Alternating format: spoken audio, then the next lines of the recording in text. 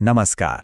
આજની આપણી સફર એ હજારો વર્ષ જૂની છે, પણ એની વાત સીધી આપણા આજના જીવનને સ્પર્શે છે. આપણે કુરુક્ષેત્રના રણમેદાનથી શરૂ કરીને છેક માનવ મનની અંદર ચાલતા યુદ્ધ સુધી પહોંચવાના છીએ. તો ચાલો શરૂ કરીએ આ સફર, મહાભારતથી આપણા મન સુધી. જુઓ, અર્જુનના મનની ગૂંચવણોને સમજવી હોય ને તો પહેલાં એ દુનિયાને સમજવી પડે જેમાંથી એ આવે છે.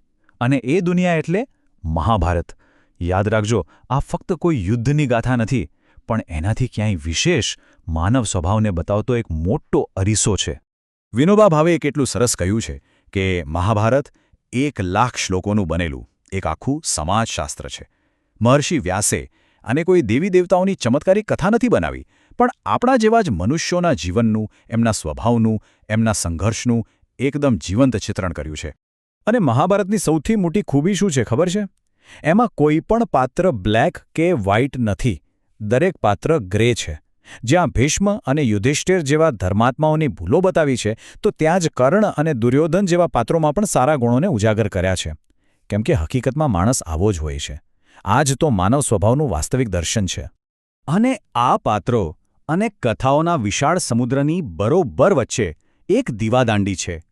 એવી દીવાદાંડી જે આખા મહાભારત પર પોતાનો પ્રકાશ પાથરે છે.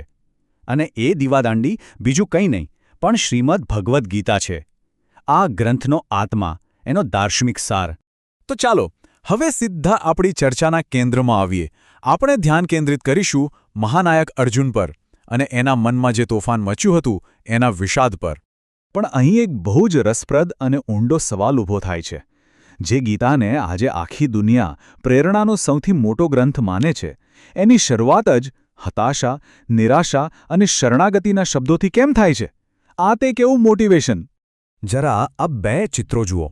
એક તરફ છે એ બાહુબલી અર્જુન, જેણે એકલે હાથે ભીષ્મ, દ્રોણ, કર્ણ જેવા મહારથીઓને હરાવ્યા હતા.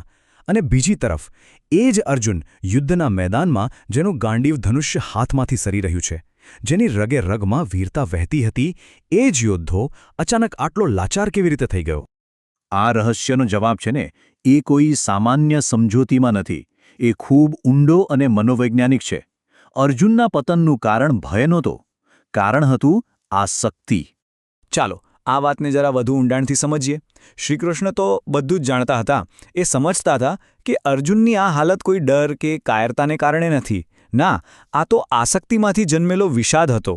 ગીતાનો પહેલો અધ્યાય એ જ તો બતાવે છે કે અર્જુન જેવો મહાન વીર પણ જ્યારે મોહ અને આસક્તિના બંધનમાં જકડાઈ જાય છે, ત્યારે એની શી દશા થાય છે. આ આસક્તિ કેટલી જટિલ અને શક્તિશાળી હોય છે, એ સમજવા માટે આપણે એક આધુનિક ઉદાહરણ લઈએ. એક ન્યાયાધીશની કસોટીની વાર્તા. કલ્પના કરો એક એવા જજની જો પોતાની કડક અને નિષ્પક્ષ ન્યાય પ્રણાલી માટે આખા દેશમાં પ્રખ્યાત હતા, જેમણે પોતાની કારકિર્દીમાં સેંકડો ખૂંખાર ગુનેગારોને જરા પણ ખચકાયા વગર ફાંસીની સજા સંભળાવી હતી. એમના માટે એમનું કર્તવ્ય જ સર્વસ્વ હતું. પણ પછી એક દિવસ કિસ્મત એવી કસોટી કરે છે કે કઠેડામાં એમનો પોતાનો દીકરો આવીને ઊભો રહેશે, એક સાબિત થયેલો હત્યારો. અને હવે એ જ ન્યાયાધીશે પોતાના જ દીકરાને ફાંસીની સજા સંભળાવવાની હતી. એક ક્ષણે વર્ષોથી પથ્થર જેવું મન રાખનારે ન્યાયાધીશ અંદરથી હચમચી ગયા. હવે એમના મગજમાં તર્કોનું યુદ્ધ શરૂ થયું. બુદ્ધિ કહેતી હતી ન્યાય થવો જોઈએ, ગુનેગારને સજા મળવી જ જોઈએ. પણ હૃદયના ઊંડાણમાંથી એક જ ચીસ ઉઠતી હતી, પણ આ તો મારો દીકરો છે. એમની બુદ્ધિની બધી દલીલો હકીકતમાં એમની આસક્તિને છુપાવવા માટેનું એક બહાનું, એક મુખવટો માત્ર હતી. તો હવે આ ન્યાયાધીશની વાર્તા અને અર્જુનના સંઘર્ષને જોડીને જોઈએ, અને અહીંથી જ આપણો મુખ્ય મુદ્દો એકદમ સ્પષ્ટ થઈ જશે. આ સ્લાઇડમાં બધું જ સ્પષ્ટ છે.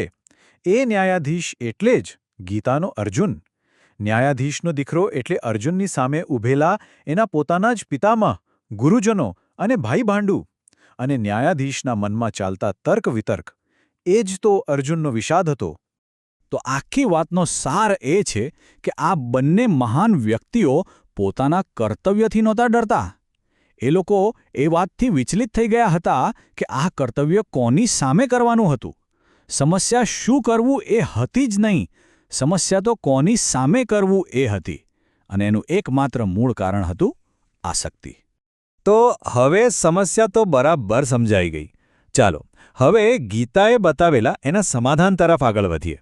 પેલી દીવાદાંડી યાદ છે? ગીતા અને શ્રીકૃષ્ણનો અંતિમ હેતુ એ જ દીવાદાંડી બનવાનો છે.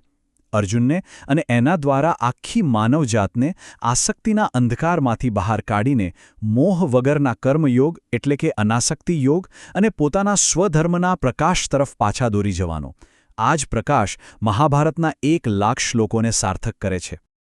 તો સવાલ એ થાય કે આ હજારો વર્ષ જૂનું જ્ઞાન આપણા આધુનિક જીવનમાં કઈ રીતે કામ લાગે?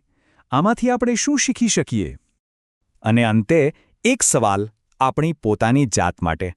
આપણા દરેકના જીવનમાં એક કુરુક્ષેત્ર હોય જ છે, ખરું ને?